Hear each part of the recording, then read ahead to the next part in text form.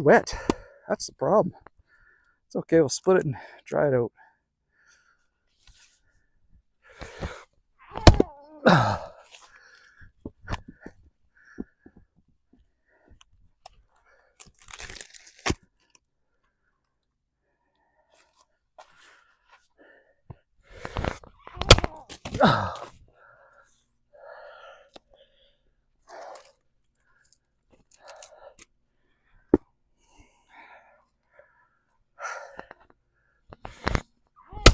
Holy mother of God.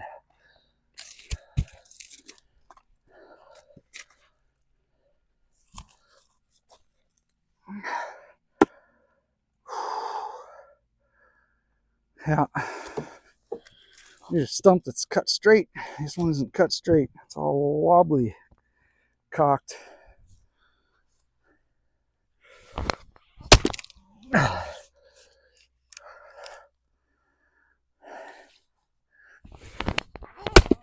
Oh, jeez. Can't give up now.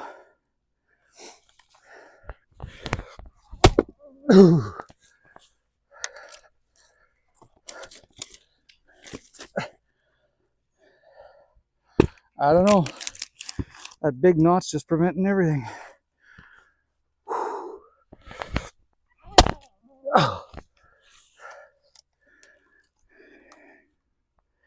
Good exercise though. Holy cow. It's the end of that nonsense.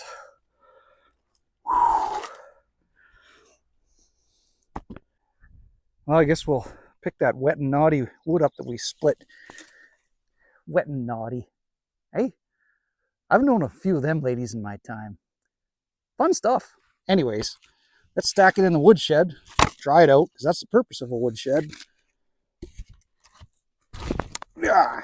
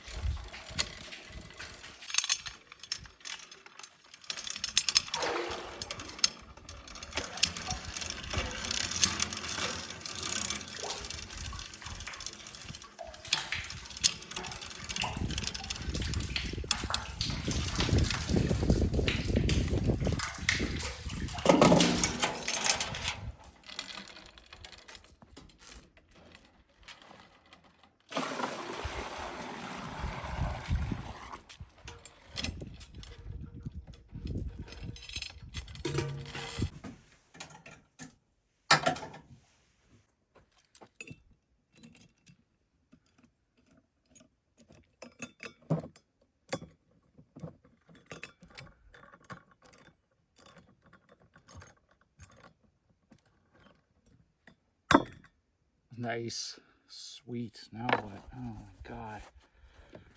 No. Cheap. What am I going to do? There we go. Be a man.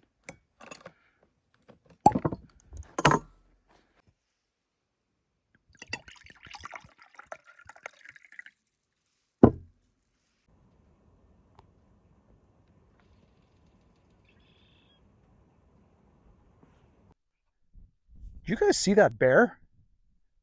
It's spring. They're out. They come out this time of year. There's nothing to eat. There's no berries. What they're feeding on is anything dead or alive that's small they can get. They're omnivores. They'll eat anything. They'll eat a pile of shit if they have to. Bugs, ants, there's morels, mushrooms out. You see them in the ditches by the roads and they're eating the grass roots. Fresh grass roots are their main diet right now.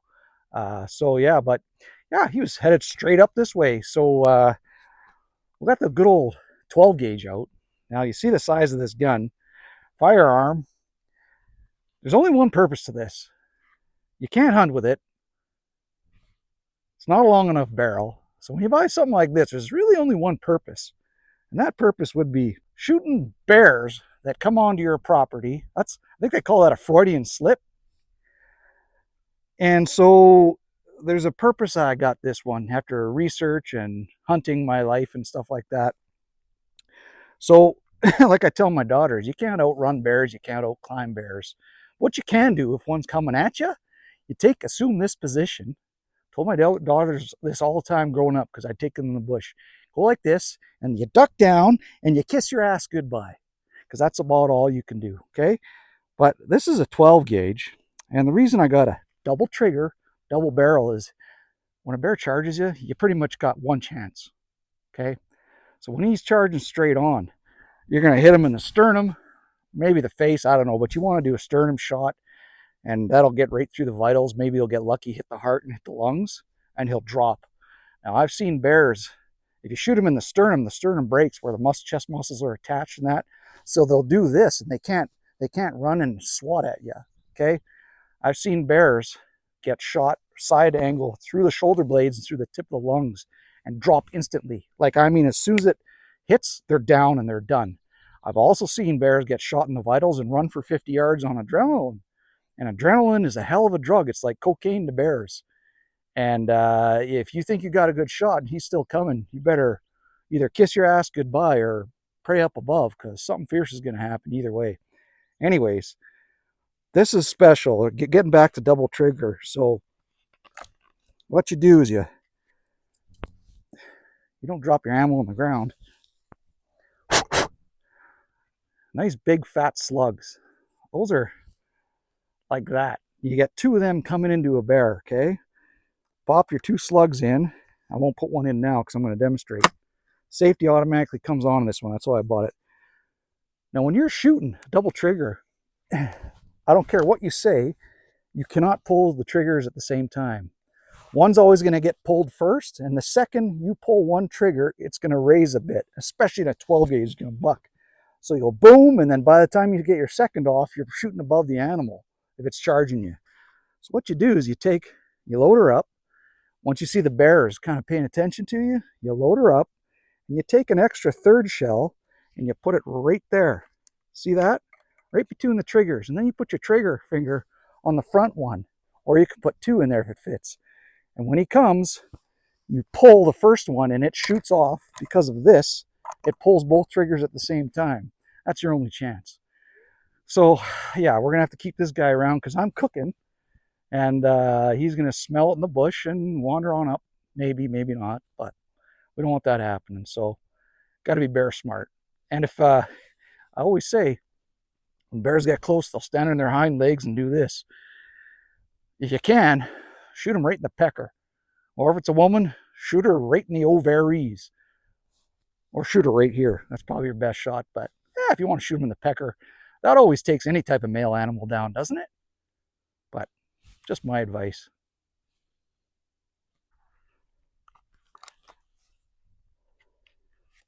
There's a shot of the slug. 1, 2. Safety's on. Take the safety off. Ready to fire.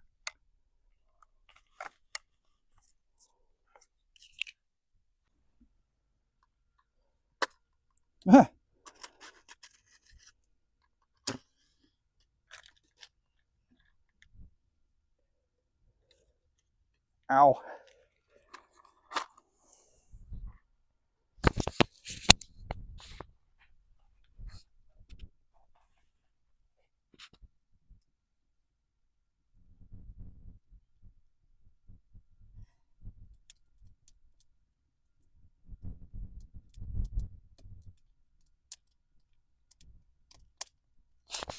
Okay, what are we using here?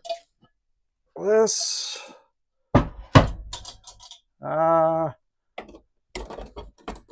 This. Possibly this. And I know we're going to use this.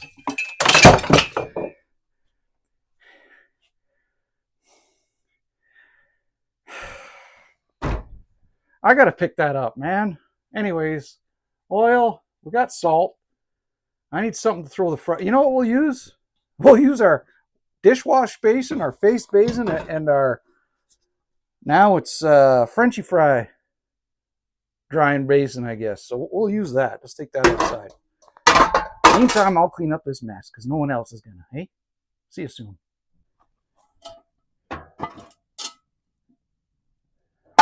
Now, reuse your oil. Do not blow money. This is the third or fourth time I'm reusing my oil. There's a lot in there. I might not have to add too much at all, really.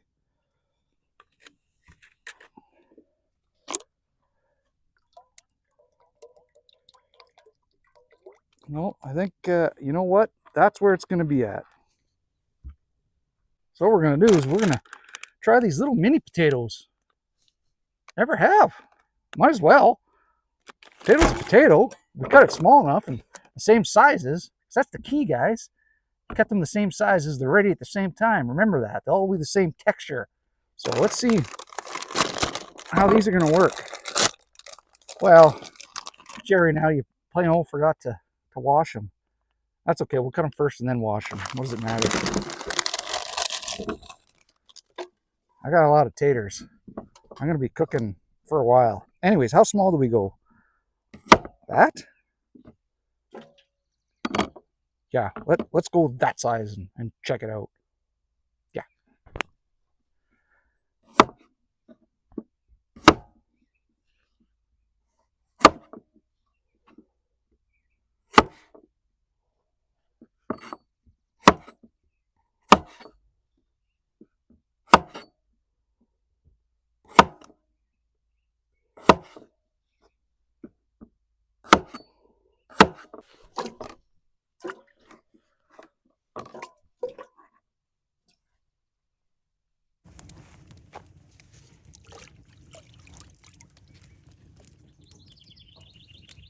I dropped potatoes everywhere.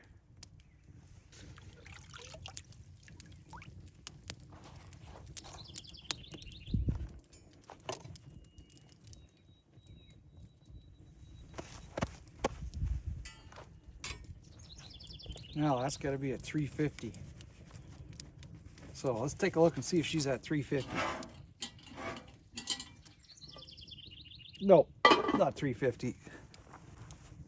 All right, very important you don't blow yourself up or burn yourself. So let's make sure we don't. Let's test it. Nope. Should have been way more bubbling than that. She ain't ready. She got it hotter than that.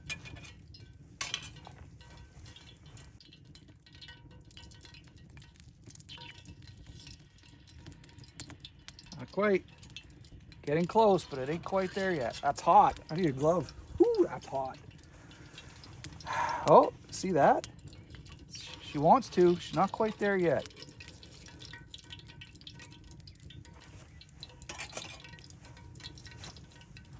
All right, we're gonna go for it. I think we're good. I don't know. We're gonna find out. We're gonna find out. Yeah. Don't want to splash too much. You don't want to light the whole town on fire.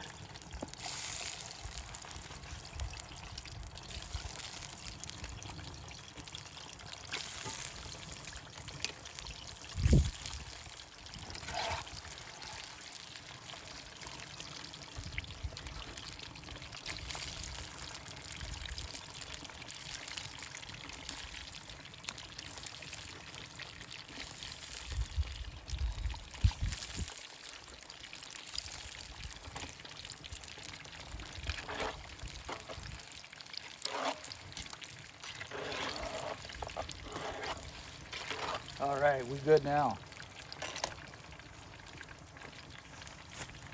Let them start floating. It's super crisp to fry them.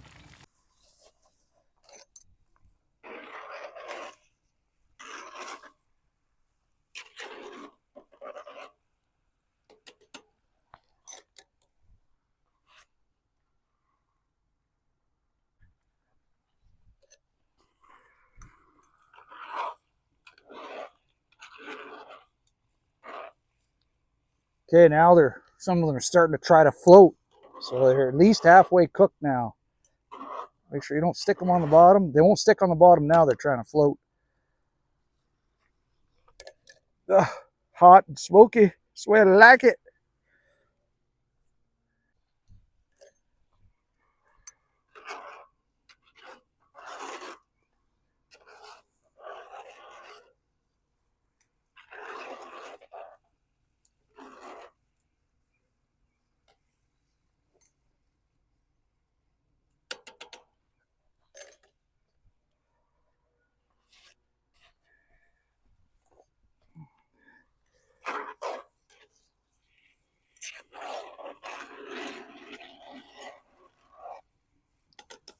Floating good.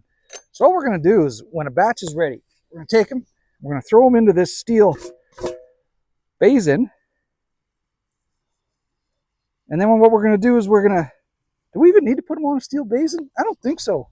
We're going to take wood, lay it on the wood, and the wood will soak the grease up. Hey, instead of doing dishes, we'll just throw them in the fire after. Good thinking, Jerry. Man. Huh.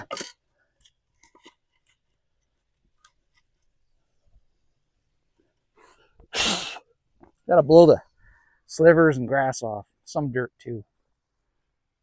Oh, they float, and I'm going to show you this.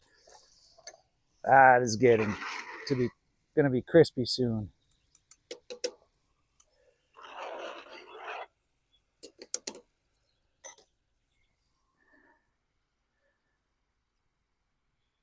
Okay, now that they're floating, what you want to do is you want to start golden browning them. That's when they're going to be done, is when they're golden brown. All right, this is our first test batch.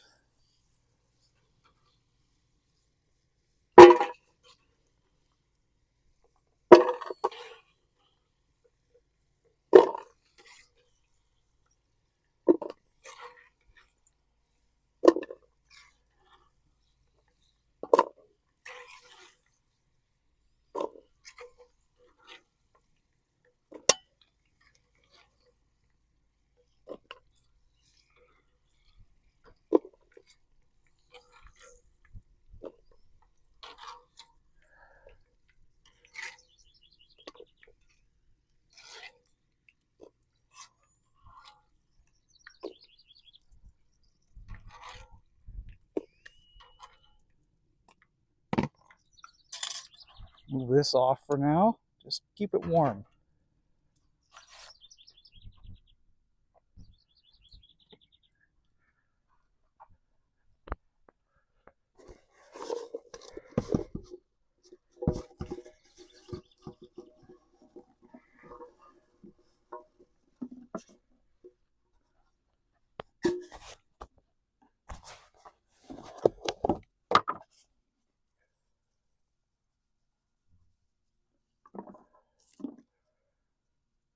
Oh, we gonna eat. We gonna eat.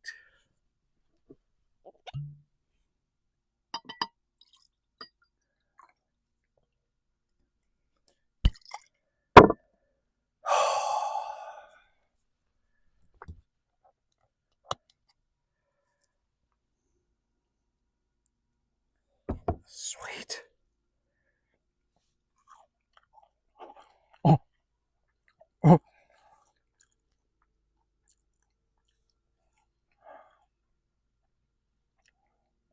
Crunchy and salty. Chewy skin. Oh my goodness.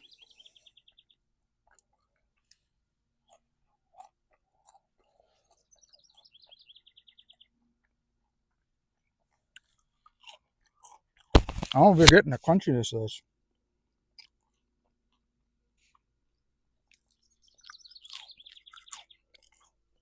Don't matter. You could imagine. I get to eat, you get to imagine. Oh.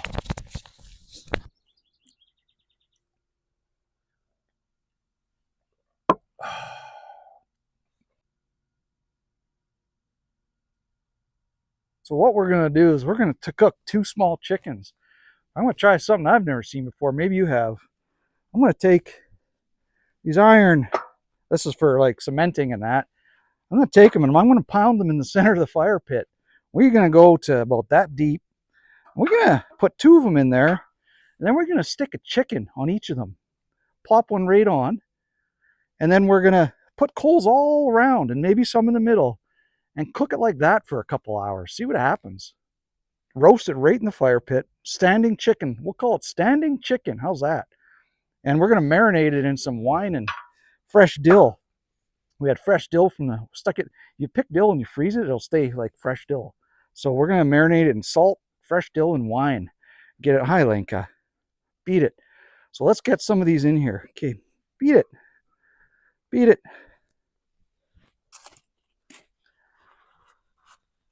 Where we're going to put one?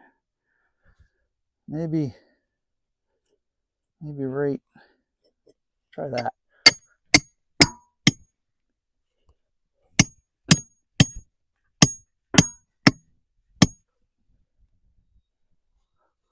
Should be good.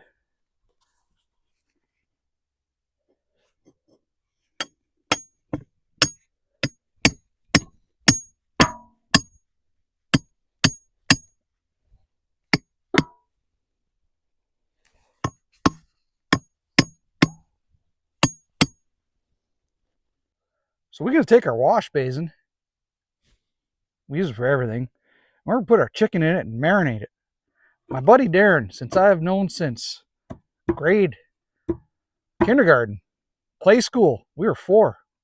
I've known that guy for 46 years. He sent me this thing in the mail. Happy birthday, Darren, by the way. Miss you, bud. He sent this thing to me in the mail, so I said, it's going right to the cabin, so we'll start using this today. She's sharp, apparently. Look at these cute little chickens. What the hell? These tiny little guys, hey? Anything in the inside? No hearts? No.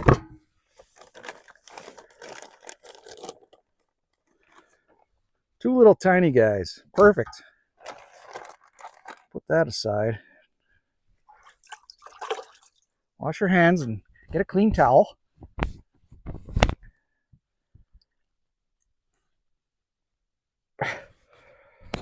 Yeah, I did turn it on.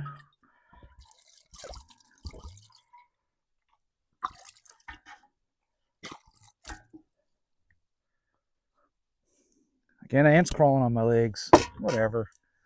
You're in the country. Okay, there's that fresh dill. Like, look at that. You should smell that. Totally fresh.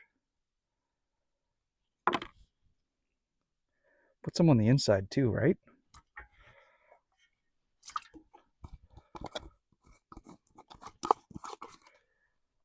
Rub it on it. Oh, man. I got some dried dill, but I don't need it. I got enough of that.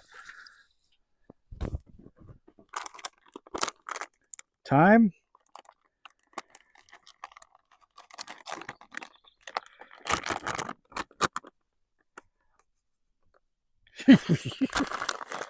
Whatever. Salt.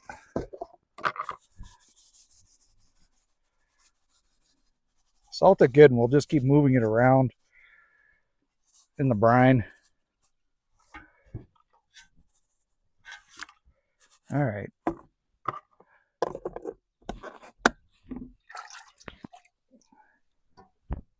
Okay, good for now. Let's get that fire going.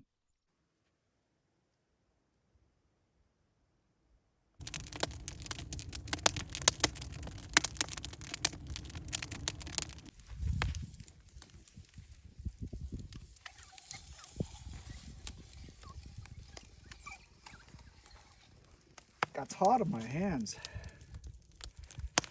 Woo! Let's try this. I'm still hot in my hands. I gotta put a jacket on. Protect myself. Holy.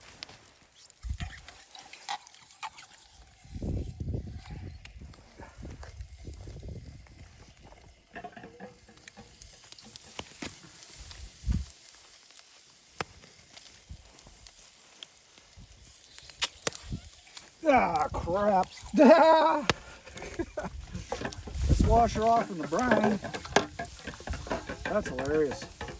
chicken down. We'll cook her like that. So I'm noticing, I think we started it with too much heat. See how you can turn it? Might work out all right.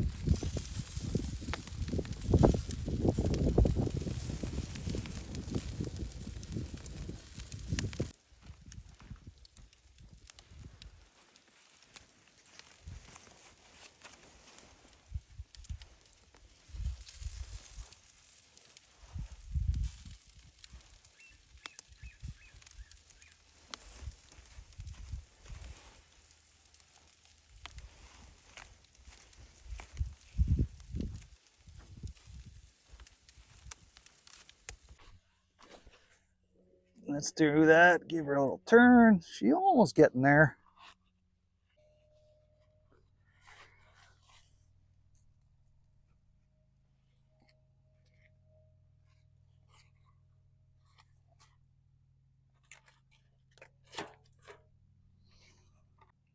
So we'll just let that rest for about 15 minutes and then we'll cut her into her.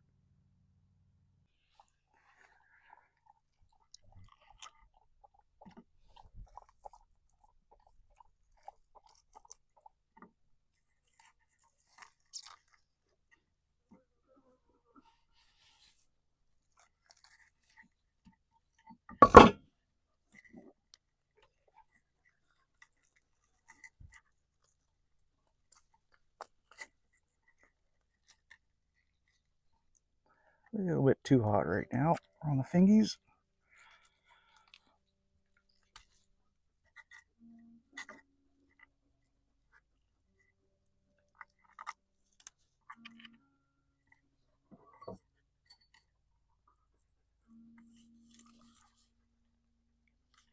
Oh, that's hot. Juicy. Look at the juices dripping on that.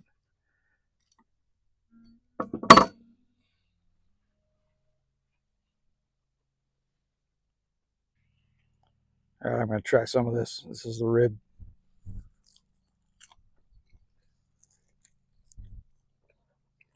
It's the best way to do chicken now. That's the way we're going to do it from now on. Holy man.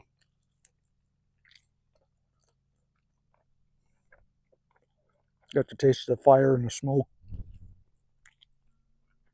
Salt and fat. I'll give this to my doggy. Lanka. Sit. All right.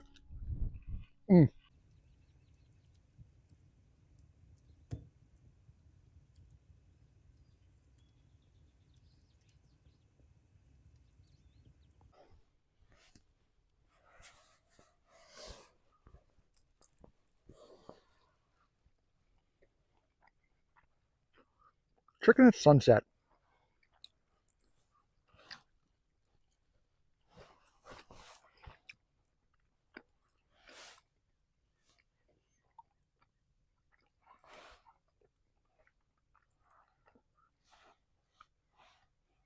This was such a good idea.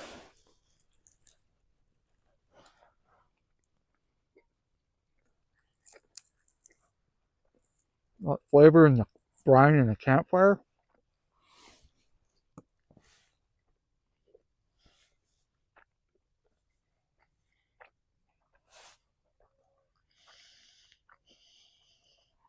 Good.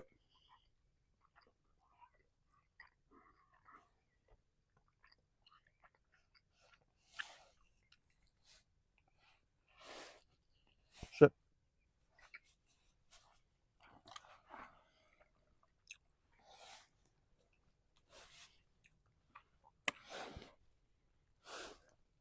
Good. Sit down. Sit down.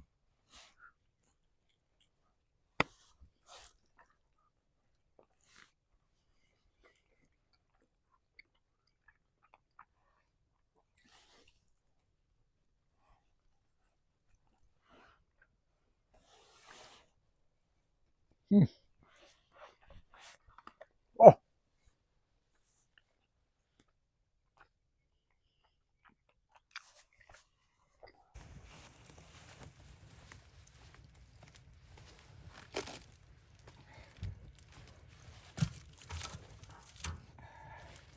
need a stick. I'll stick my hand in there.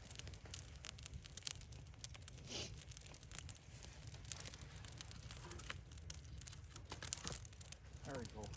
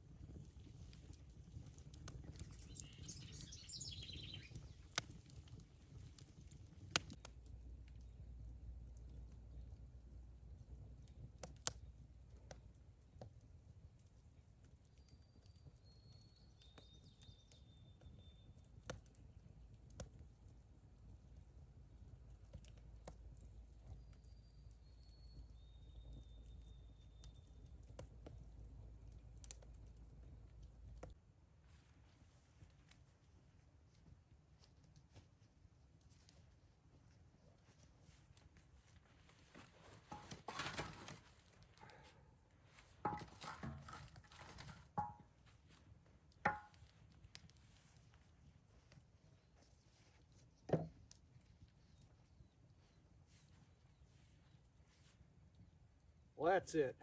I'm going to bed. Full belly, content. I'm going to sleep good. See you next time. Thanks for hanging.